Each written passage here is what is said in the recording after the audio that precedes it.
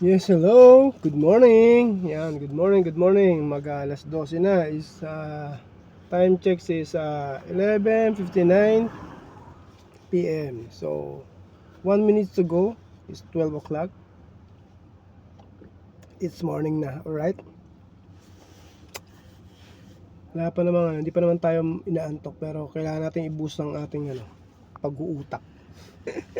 Alright? So, mag-apply muna tayo. After natin magkape, bira ulit tayo dahil medyo may inahabol tayong output monthly bukas ng sasakyan natin. Sa taas ng gasolina, ang hirap talaga bumiyahe. Tiyagaan na lang talaga.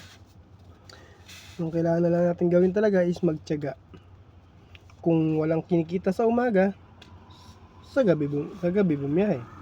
Kung walang kinikita sa gabi, sa umaga bumiyahe. Kailangan natin makita yung tamang diskarte sa ngayon, ha. Kasi ang hirap ng ngayon eh. Ang hirap ng chain ngayon ng mga packstrat natin, yung mga pasahero natin. Tulad ng Sabado. Since na galing sa holiday, long weekend, talagang napakatumal. And then, wala, halos zero talaga. Anyway, bawi tayo ngayon.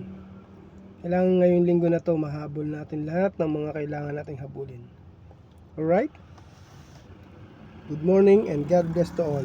Ingat sa biyahe.